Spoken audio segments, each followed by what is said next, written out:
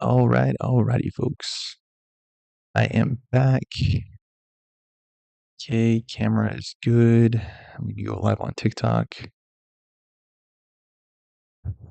Okay, come on.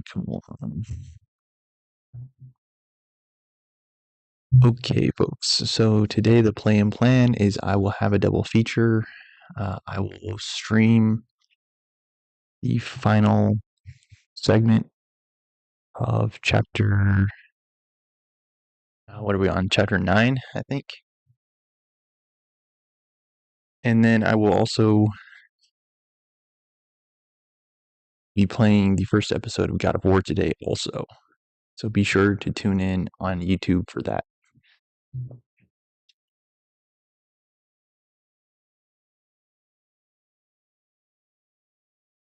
Chapter 10.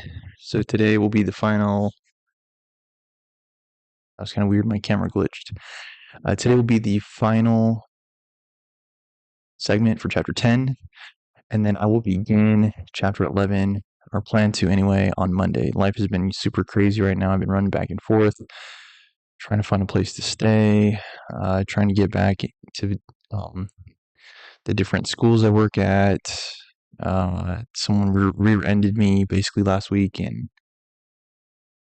try to get that sorted. So life has just been crazy for me. So that's the reason why I haven't been as active. Not only that, but I'm like basically shadow banned on TikTok. Like if you look at my last video, not even 30 views. Can you imagine if Sabrina Carpenter had that like amount of response? Like, forget about it. Yeah, that's all I can say. Forget about it. So, with that said, again, there will be a double feature today.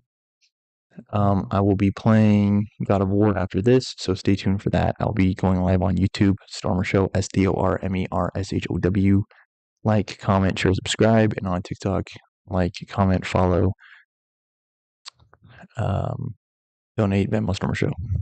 Thank you so much for any and all support that the show should receive. Without further ado, let's get to it.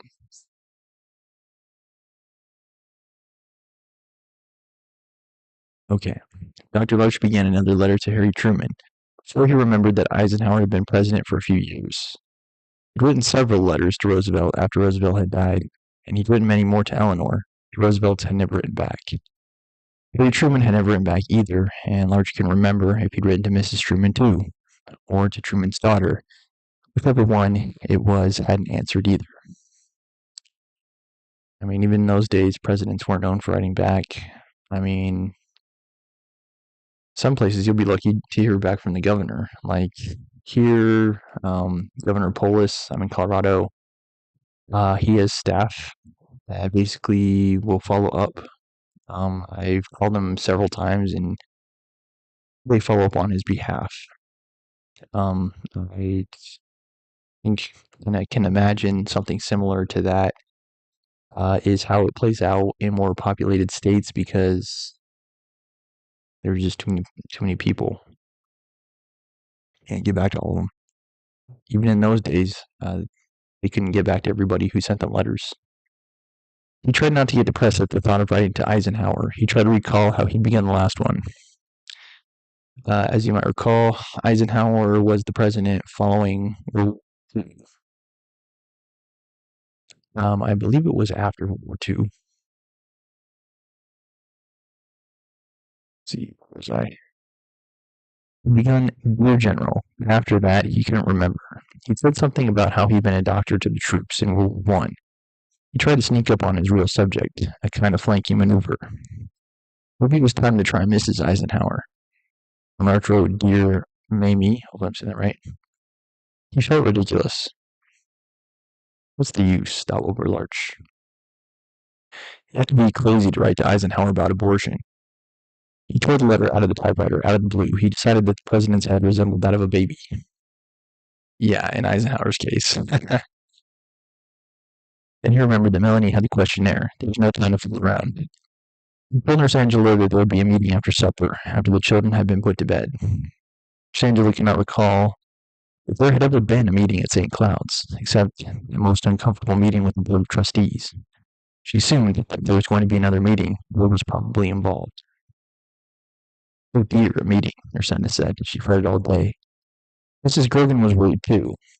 She was concerned about where the meeting would take place, as if it would be possible to miss it or not find it. We can narrow down the possibilities, Miss Caroline assured her.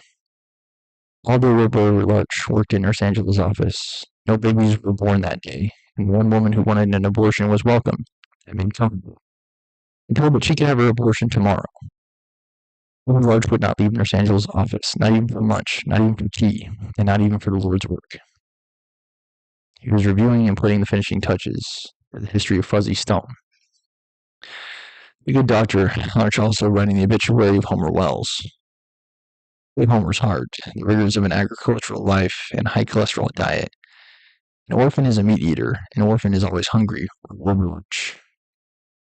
Dr. Stone, on the other hand, was not a typical orphan. Rich Claypool's Fuzzy Stone is lean and mean. After all, who among the orphans had ever dared to challenge Dr. Larch? And here was Fuzzy Stone threatening to turn his old mentor in. Not only did he dare to attack Dr. Larch's beliefs regarding the abortions, but also Fuzzy had such strong views on the subject that he repeatedly threatened to expose Dr. Larch to the board. Now Fuzzy's zeal was fired with the self-righteousness of a true missionary, for Larch knew the safest place for Dr. Stone to be practicing medicine was where the board could never trace him. Fuzzy was fighting diarrhea amid the dying children of Asia. Larch had just read an article in The Lancet about diarrhea being the #1 killer of kids in that part of the world. Homer Wells, who did not know that his heart had given out, had read the same article. There were little details about Burma and India, which lent such a missionary authenticity to Fuzzy's angry letters to Larch, were things that Larch remembered hearing about while his excruciating travels there. It had been an exhausting day for Larch, who'd also written another verses to the Board of Trustees. He would have preferred either to supper, although supper he knew would make him more stable for the meeting than his bleed staff was dreading. Larch read such a short passage from Jane Eyre, that every girl in the Ghost Division was still awake when he left them, and he read such a short section of David Copperfield that one of the boys complained. I'm sorry, that's all that happened to David today. David didn't have a very big day. It's something else I've been experimenting with here on the show, just like having shorter episodes, because I mean, this is one of those books that the chapters can get like downright laborious. Like, I think I'm going to shoot to have this book finished by next Thursday, and I'm just going to chunk the final chapter, chapter 11, into 4 separate chapters. Because even cutting the chapters in half was like getting to be a bit much for me. The Roach had a big day. Mrs. Brogan and his nurses knew it. He made them all meet in Nurse Angela's office, as if he took comfort from the letter of paper and the gloomy surrounding presence of his massive A Brief History of St. Cloud's, which was gathered around him. He leaned on his overworked typewriters at the machine-work podium. Now, he said, because one more chatting. Now.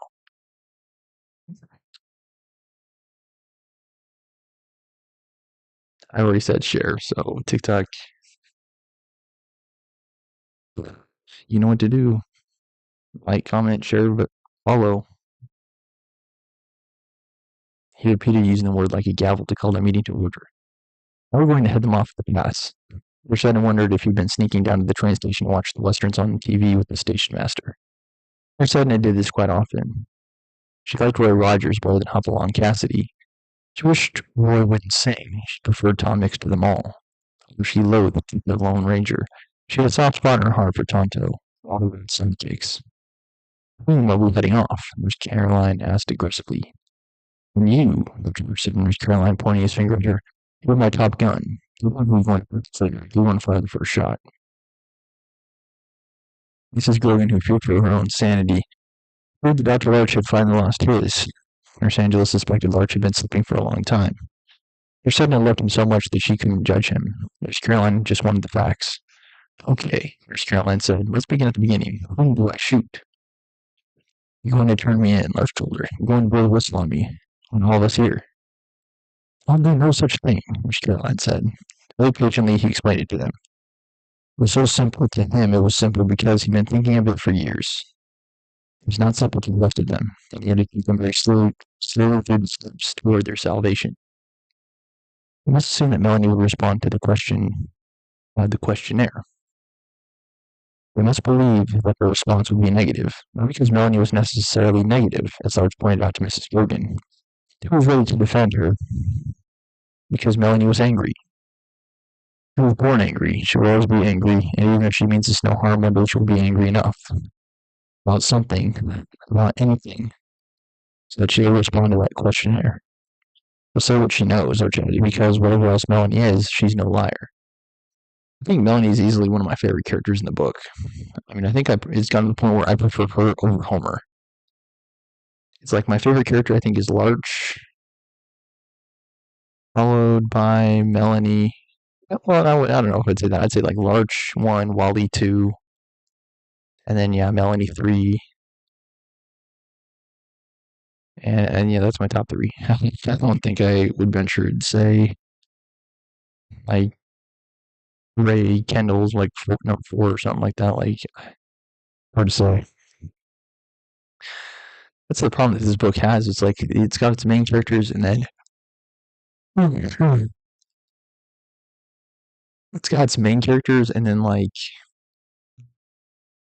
all of the side characters are somewhat distant. Like it's hard to know. Like Nurse Caroline, for example, I have a hard time remembering Dr. Gingrich. Is it Dr. Gingrich or I think so? And then Mrs. Grogan. Like all those characters are just so hard for me to keep track of. Therefore, he argued, he wanted to hear his emotions from someone else first. It was the only way they might be saved. Because Caroline was the logical betrayer. She was young, she was relatively new. She had struggled with her conscience for an acceptably short period of time. She decided that she could remain silent no longer. Mrs. Grogan and the older nurses had been bullied into accepting a doctor's authority as absolute. Nurse Caroline would maintain that they were not to blame. Nurse Caroline, however, had a challenging attitude toward the authority figures of any society. She would present her protest as a matter of women's rights. Even nurses should never allow doctors to tyrannize them. When a doctor is breaking the law, even if it is not the nurse's role to challenge him, it's her right and her moral obligation to expose him. Which was sure that Mrs. Goodall would like that bit about moral obligation. And again, another character that is so obscure, Mrs. Goodall. Goodall doubtlessly labored under the illusion that her own moral obligations were the guiding lights of her life. George felt that it was the overwhelming burden of these obligations that had made her a sour, joyless woman.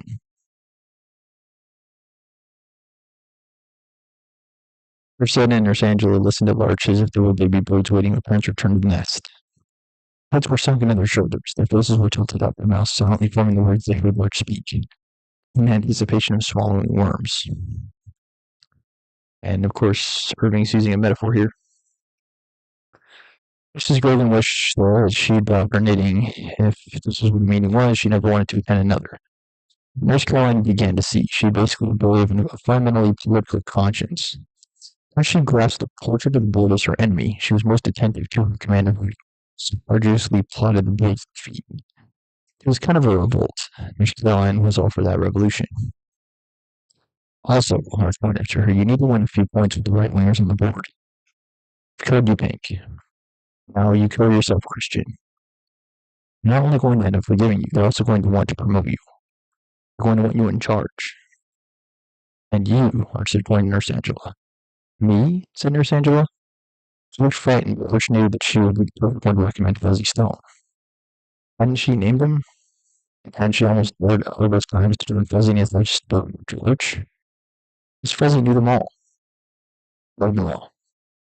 Knew what they needed, and his beliefs. His beliefs regarding abortions were so much more in sympathy with Nurse Angela's own beliefs. They are, Nurse Angela said, but I believe in abortion.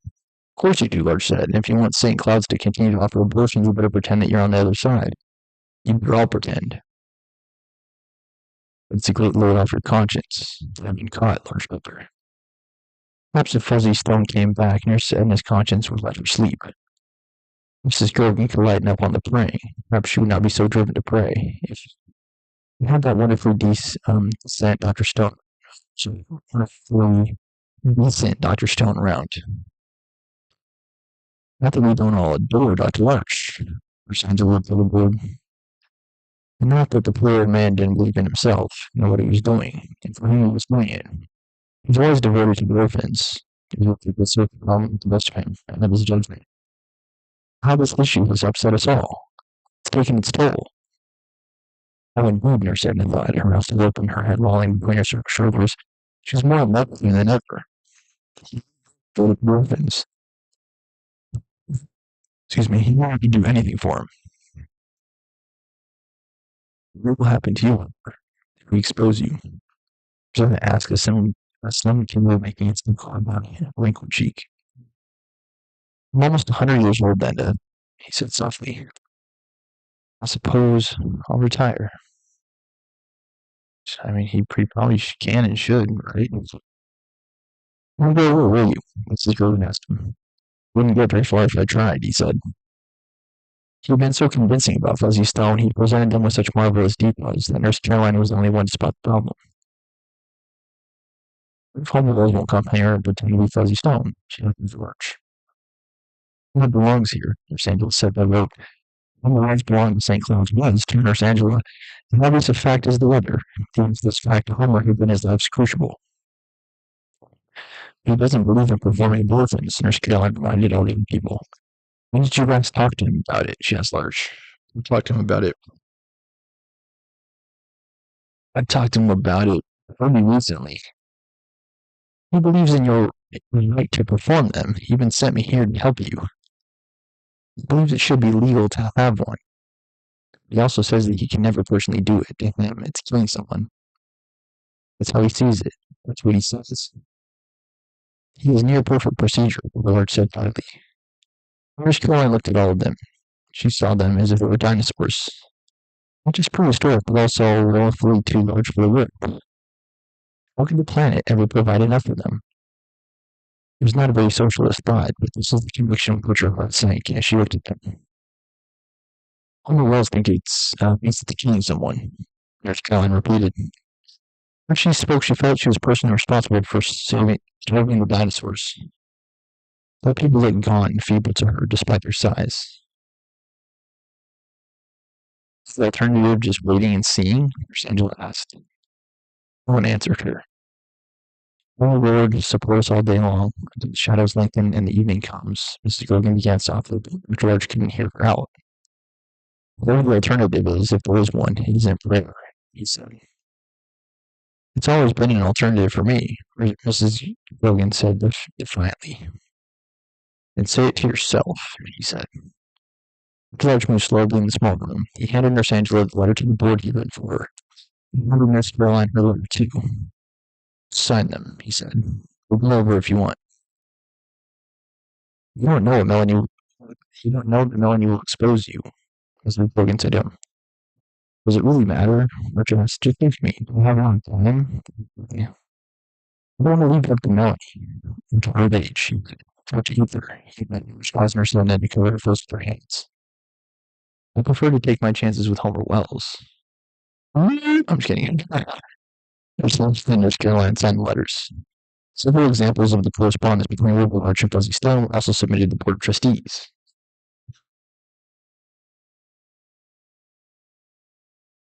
Angela would include these in the envelope with her letter. Her would understand that all the nurses and Mrs. Grogan had discussed the matter together. Wilbur Arch would not need either to help him sleep, not that night.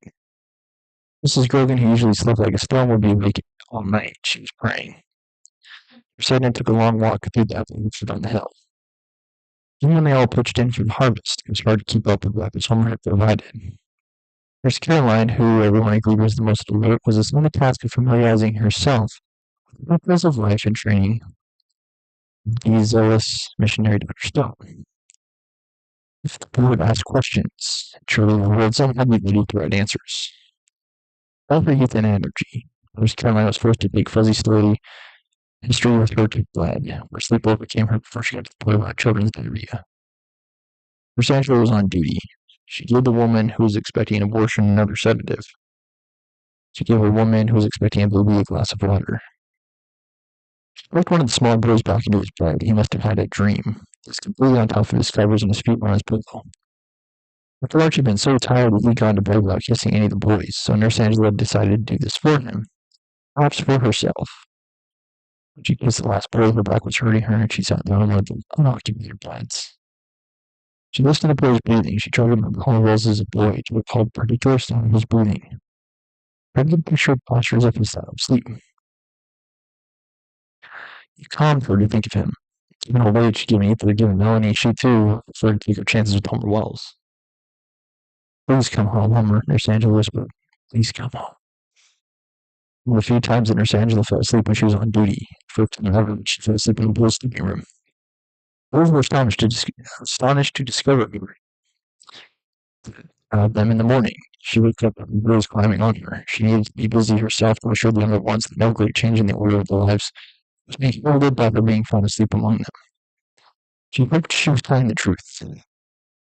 A particularly small and superstitious boy did not believe her. He believed in things he referred to as woods creatures, which she refused to describe, and he remained convinced that one of these demons had turned Nurse Angela into an orphan overnight. When you fall asleep, the dark goes over your eyes, he explained to her. Heavens no, she said. Yes, he said, and the only trees will love you. I'm tired. Nonsense, Nurse Angela told him. The trees are just trees. Bird can't hurt you. Don't trees have to be people to be built over. It's the difference. No, not yet. No, he didn't, Nurse Angela said. She made him sit on her lap. When it was early in the morning, she could hear the typewriter. Dr. Larch had more to say. The little boy in her lap was trembling. He was listening to the typewriter and sleeping too. What word? The typewriter? She asked him. What? He said. The typewriter, she said, but he shook his head. No, it's the bark, he said. It's in at night, in the morning. I'm just tired. Her back was so good, but Nurse Angela carried the boy over to the office. She tried him in the morning, he seemed bored, grouchy, but she heard the fudge and the state he was in. He was writing was not even more terrifying than the boy and his imagined tree people. You see, Nurse Angela asked the boy, it's a typewriter, and that's Dr. Larch. Larch scowled at them, irritated by the interruption. He grumbled something they couldn't hear. You know Dr. Larch, don't you? Nurse Angela asked the child had no doubt. He threw his arms around Nurse Angela's neck and then tentatively let go of one hand, which he pointed at the other of Dr. Larch. Woods creature, he whispered. This time the letter was written in Larch's most affecting voice. He looked Homer Wells. He didn't talk about everything. He didn't like, he did not kick those puzzle stones having and until the more important of Homer. He did not point out both Homer Wells and Fuzzy Stone were imposters. Larch said that he was sure Angel would accept his father's sacrifice. How value your use was how Larch put it. And people find risk taking admirable. If I had a look, abortions were legal. You could refuse, in fact, even your beliefs you should refuse. As long as they're against the law, how can you refuse? Can you allow yourself a choice in that way? And there are so many women who haven't the freedom to make a choice themselves. Women have no choice. And they know that's not right, but how can you? You've heard people knowing what you know. How can you feel free to choose not to help people who are not free to give them help? Not to help them because you know how. Whoever's going to help them if you refuse? My wife was so tired that 4 hours to go to sleep without going without her eyes. Here's the trap you're in. Or trap helper. It's not my trap. I haven't trapped you. Those abortions are illegal. You who need to want them have no choice in the matter, and you, because you know how to perform them, have no choice either. But the violator clears your freedom of choice, and every woman's freedom of choice too. Abortion is legal, a woman would have a choice, and so would you. You feel free to do it because someone else would. You can feel free not to do it. Yeah. The way it is, you're trapped. Women are trapped. Women are victims, and so are you. Remember the part of the lecture, remember else. Nothing else has just been a job. Remember you've got to look at what in you. That's concluding his letter to Homer. You know what your job is, and you know what it is too. You're the doctor. Went out in the same mail with the letters and the evidence to the board of trustees. Miss Caroline not only carried the letters to the railroad station, she also watched the mail being put on the train. When the train left, she was with a particularly lost-looking young woman who'd gotten off the train. On the wrong side of the tracks, the station master whose lecture television was not available to give directions. Miss Caroline asked the rosy young woman Which she was. Unable to speak, or else choosing not to, she simply nodded and the company nurse fell up the hill. The Larch was just finishing with the abortion patient who arrived the day before, and it's been night. I'm sorry you had to wait. I hope you get comfortable, he told her. Yes, everyone's been very nice, she said. Even the children seemed nice. I saw them. George was puzzled by the even. Why wouldn't the children seem nice? He wondered if he had any idea how everything at St. Cloud's might appear to others. He was on his way to the dispensary for rest for a while. He was trying to do something the next patient. One woman still couldn't speak, which made it hard for George to ask her. You sure you're pregnant? He asked her. She nodded. Second month? George asked. The woman shook her head. She held up her fingers. Third month. The woman shrugged. She held up her fingers. Maybe four? Maybe sorry, maybe four? Move fast. She held up three fingers. You're 5 months pregnant. I asked. Why she held up 6 fingers? Maybe six? I asked. The woman shrugged. Are you sure you're pregnant? Larch began again. She nodded. You have no idea how long you've been pregnant, Larch asked her. Well, Nurse Caroline helped the woman undress. She was so undernourished. Both Larch and Nurse Caroline saw instantly that she was more pregnant than they first supposed. The Larch examined the woman. He was extremely jumpy. It was touch and feverish. He said, you might even be 7 months. It might be too real. Larch pointed out to her. The woman shook her head. Which one to look more closely? Nurse Caroline was having difficulty getting the woman to assume the proper position. While Nurse Caroline took the woman's temperature, all Arch could do was press his hand against the woman's abdomen.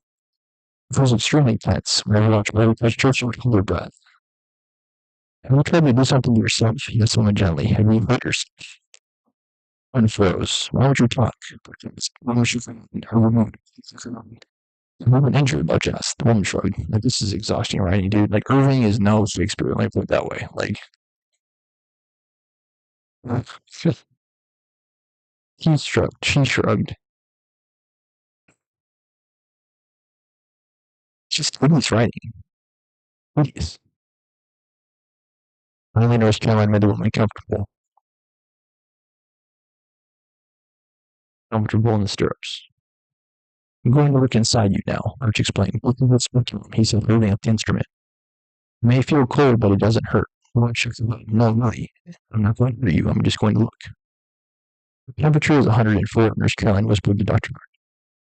This will be more comfortable for you if you can relax, Arch said. He could feel the woman's resistance to the speculum as he bent to look. The young woman spoke to him. It wasn't me, she said. You never have put all that inside of me. All that, Arch said. All right. Suddenly he didn't want to look before he knew. You weren't me, she pleaded. You never do such a thing. George bent so close to the speculum he had to hold his breath. The smell of sepsis sent putrefaction, sorry. Strong enough to gag him if he believed her smell would. And the familiar fiery colors of her reflection, even clouded by her discharge, were dazzling enough to blind the intrepid or the untrained. George started to breathe again, slowly and regularly. He was only able to keep a steady hand. He just kept looking at muddling thorns and inflamed tissue, her contact and no wounds. I don't see her, George asked himself. Despite him, he felt her heat against his eye. I'd say that's the other thing about Irving. Like, I don't think he's a medical background. He just has a fascination with like the human body. Some very like strange scenes in the book. Um, that was the end of chapter 10, by the way. It's like, dude, I think it's because of books like this that we have the abortion debate. Maybe it's the other way around. I really don't know. Like, is there a debate because of the book, or is there? Yeah. Hello, stray kids. Hello. I don't know. It's like,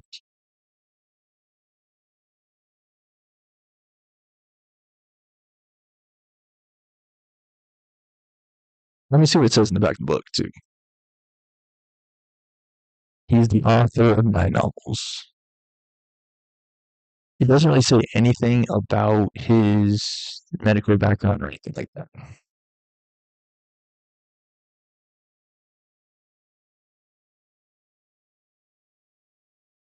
I think the main criticism I have of this novel is that there are too many characters that are just not like very relevant to the story.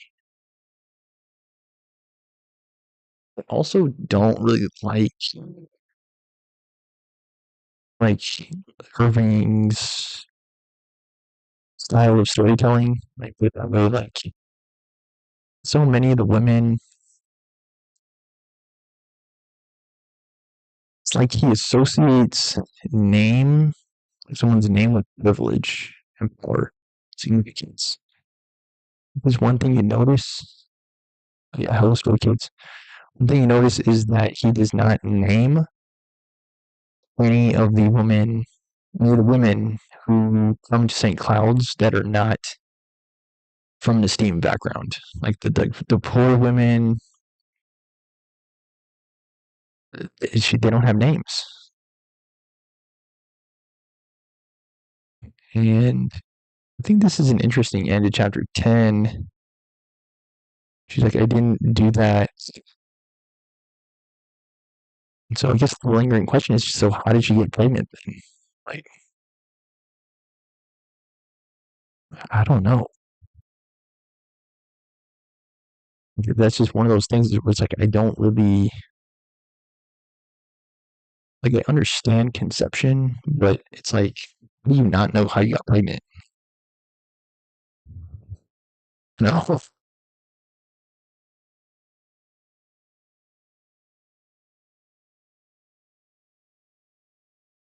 Or, like, based on the reading here, it seems like she could be very well in denial.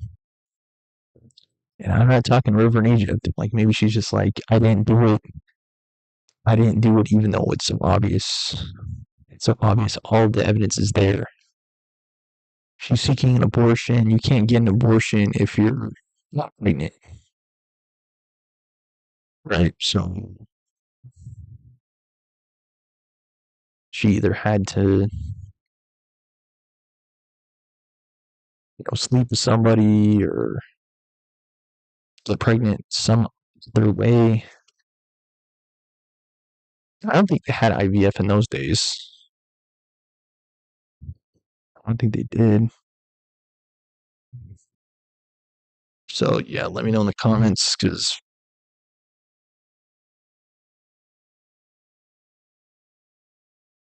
I think this might be on the more cynical side, but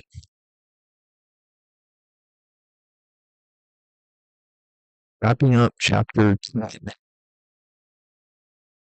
it seems like a major theme of this book is the consequence of people's actions. I keep drifting out of consciousness too. Like my sleep schedule's all messed up. So I'm like, I'm back to work now. I'm working in Golden at Wheat Ridge and Stanley Lake, and I have to wake up early to make it to my job and stuff. And it's hard for my sleep schedule. Like I might have to start,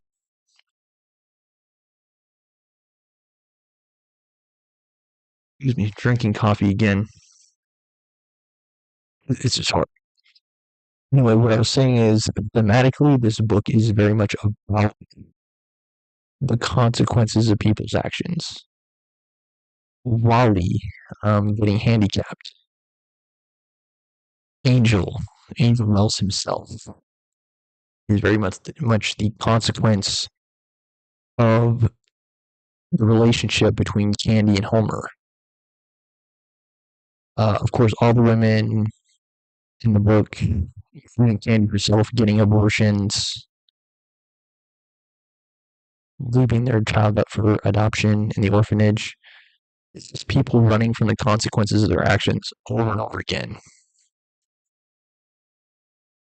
Larch is the character that tries to he tries to appease people. Like I don't know if I would say he's a people pleaser. He's basically a people pleaser. Like he tries to help people in need. He tries to give them what they want. Um, he's the one who's trying to rectify everything. And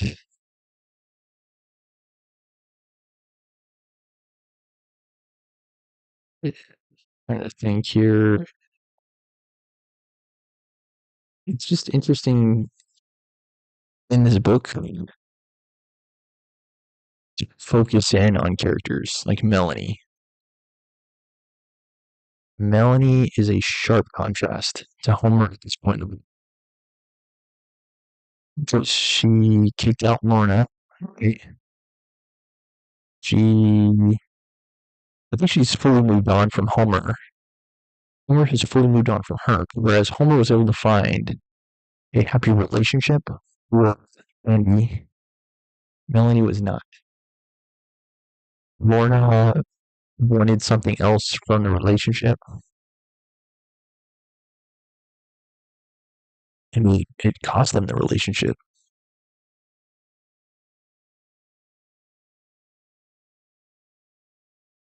Yeah, I don't know. I think, like I was saying, next week I plan to finish out the book. Chapter 11, I'll have the recap of chapter 10 as I do on Monday before diving in.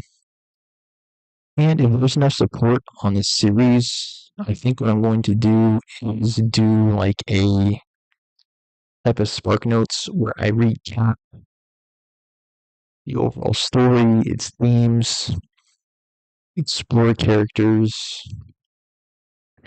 If that's something that you'd be interested in or would like to see, please do let me know in the comments on any of my videos or in the live. Because otherwise, I will plan to finish out this book on Thursday of next week.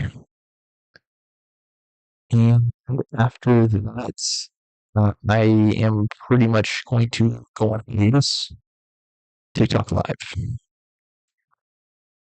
Uh, this book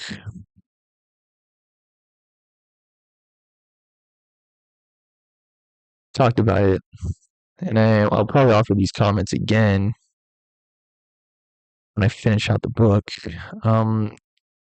This was not a short read.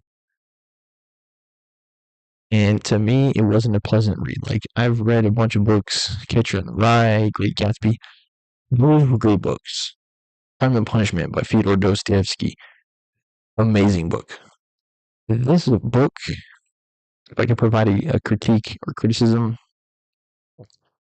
let's say he just gets bogged down a bit much by medical terminology, irrelevant characters, or characters who don't really add much to the story. Um, just the tedious nature of dialogue. Like, this is part of the reason why I really don't enjoy talking to people too. Is like when it's not. It's kind of like small talk, but it's like just very dry dialogue. Is how I put it. Like, it doesn't really add much to the story. It doesn't progress it much at all. And I think he's trying to reveal more on the side character of Mrs. Goodall, Nurse Caroline, but it's still vague. Like, who they are, what the relevance and significance is to the story, what the characters really are about. I think like it's only that way for like Larch, Nurse Edna, Nurse Angela, because they're characters that we've had since the beginning of the book. At this point in the story, they're basically what we'd call and consider major characters. And my estimation about what this book is about is helping people navigate the consequences of their actions, yes. But it's also, in a way, about people longing for relief. Like relief, um, connection, absolutely connection. People searching for connection. Homer, Melanie, I don't know that I'd say Copperfield. I mean, well, yeah, Copperfield, sure. Roach, longing for Homer, Homer, longing for Candy, Melanie, longing for Homer. Like it's just people searching for connections, trying to find their happy place. Even Lorna getting pregnant is an example of that. Like people just trying to find happiness and satisfaction in a confusing and perplexing world. And maybe, it's not that confusing. I mean, you mess around, you sleep around, you get pregnant. That's how it works, is really right. But it seems like Irving is being a little bit more sympathetic to people who get abortions and people who put their kids up for adoption. I do agree that abortion should be accessible. Um, I do think there needs to be a higher focus on family planning overall. Um, but I think it should be considered a last resort. People should know their options, really. They should know what happens. There shouldn't hardly be any single moms and dads out there. And yeah, I know in a perfect world, there would be no single moms and single dads. Everyone would be married for at least 30 years in a perfect world. But yeah, please remember to support the show. Like, comment, follow on TikTok, like, comment, share, subscribe on YouTube. Donations help with our show. Thank you so much for donating for those with the willingness and means to do so. I will be back after a short break with the first episode of God of War on my YouTube channel. So stay tuned for that. Thanks so much for watching and have a good night.